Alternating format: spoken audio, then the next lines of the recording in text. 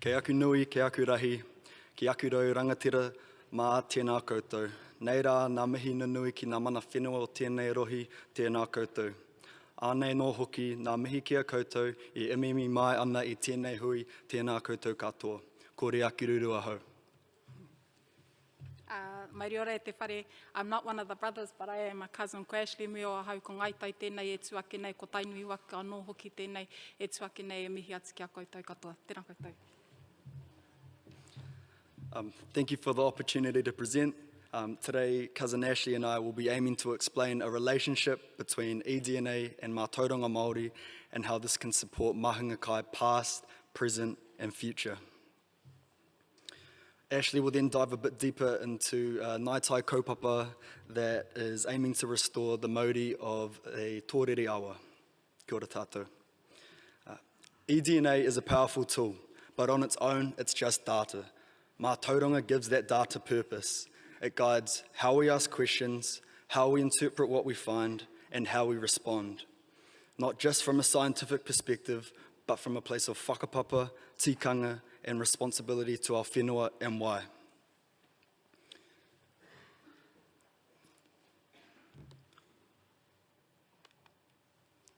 Just found that now. We are implementing this with the Māori Compass.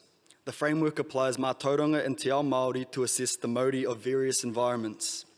The principles to understand ecosystem health draw from iwi and hapu knowledge, lived experience, and historical kōrero. While the compass is rooted in mā tauranga Māori, there are facets of it that can integrate scientific tools like eDNA to enrich the assessment. The relationship between eDNA and mā tauranga in supporting mahinga kai informs other parameters of the Māori Compass dashboard, some of these being tikanga, wairua, taonga species, catchment health, and habitat state. But these elements aren't isolated, they're interconnected in te taiao. Ultimately, the state of our mahinga kai is a reflection of the Māori of our waters, and by extension of this, the Māori of our people.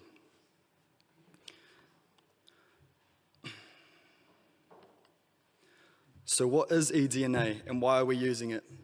eDNA, or environmental DNA, allows us to detect what species are present in an environment without needing to physically catch or see them. It picks up traces of DNA left behind by fish, birds, insects, plants, and other organisms. The process is simple and non-invasive, drawing water through a syringe-like device and attaching a filter and then pushing the water through. This is repeated several times to capture enough DNA in the filter, which is then sent to the lab for sequencing. Compared to traditional surveying methods, eDNA is fast and efficient. You can gather a lot of information with very minimal effort and without disturbing the awa. But how eDNA is used is up to the assessors, deciding where to sample, when to test, and dictating what to do with the results. But it is a tool. And like any tool, its value depends on the intent behind it.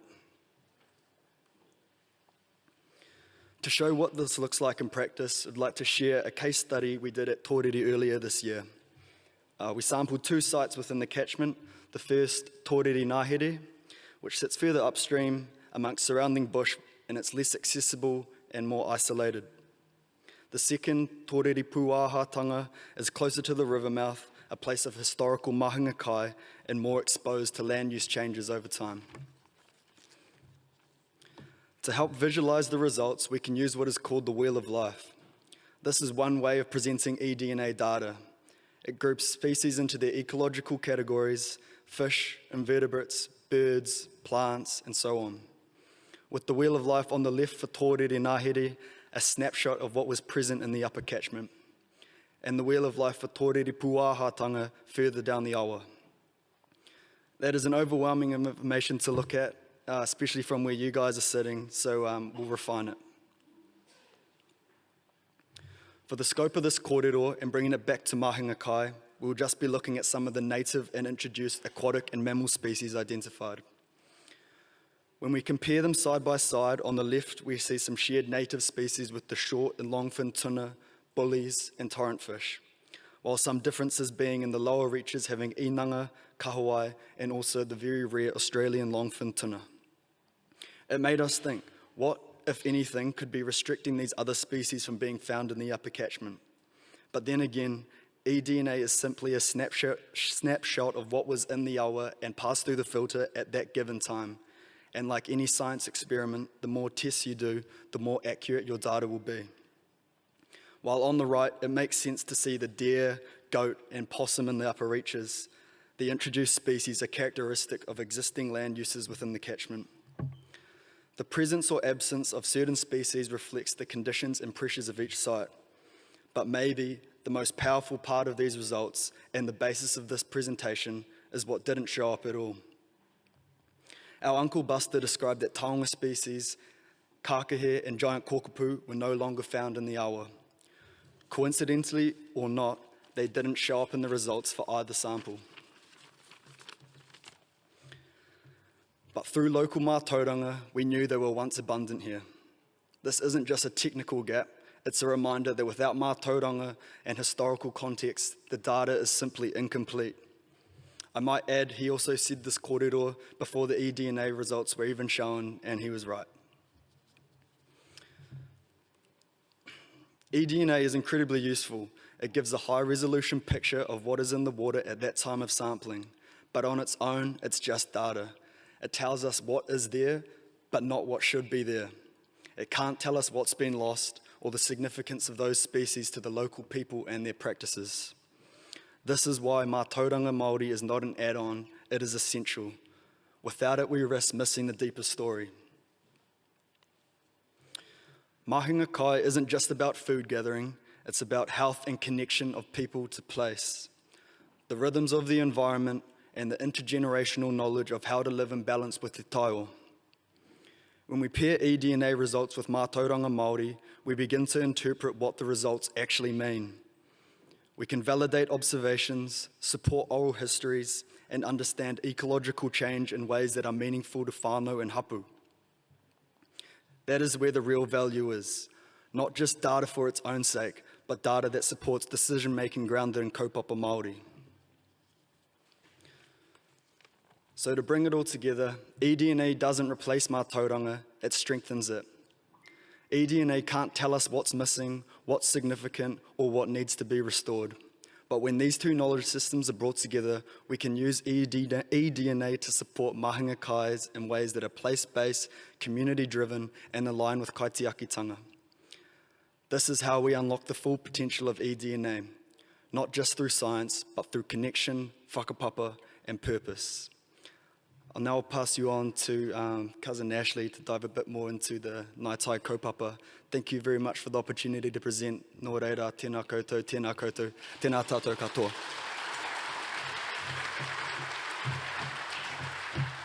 Tēnā anō tātou e te whare. I want to go back to the main points of Riaki's kōrero. Our mātauranga Māori is essential to how we navigate our space in terms of the taiao. Coupled with science, they're a duo that should never be parted. The mahi that we're doing at home at the moment is based on that. It's based on memory. It's based on kōrero tuku iho, and it's not just our rangatahi and our pakeke who are doing this mahi, but it's all the way down to our tamariki paku. We've got this into our kura. It's called, our marae is called Ngāi Tai Ao. It's for Ngāi Tai, by Ngāi Tai, but it's utilising the kōrero that we have at home for all of our different mahinga kai, and utilising our pukenga and our puna mātauranga that we have in order to feed our tamariki and our mokopuna. And I suppose if we go into the kōrero about the kākahi and the kōkopu for us at home, this memory is held by a story of our kuia, in the way that she used to prepare her kākahi, in the way that she used to catch her kākahi, and in the way that she used to follow the kōkopu and its runs in order to be able to find these kākahi.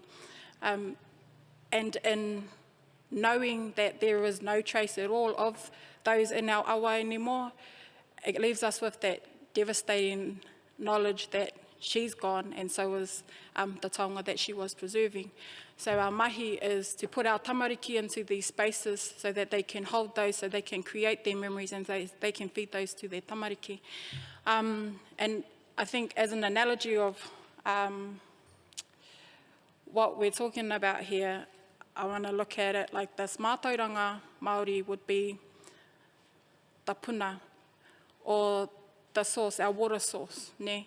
Our water source is the te oroko hanga mai, the place where our water starts from.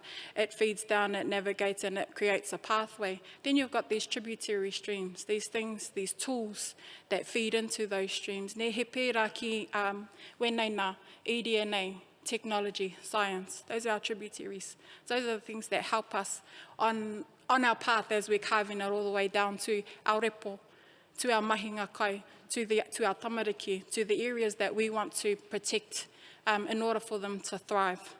This is what we're doing. This is what we're hoping to do at home in order to whakarauora anō i o mātou puna wai, i o mātou nei wai iti, i o mātou repo, i tō mātou kāinga. Kia ora katoa ai mātou nā te oranga o tō tātou wai. Ai. Kia ora, tēnā tātou.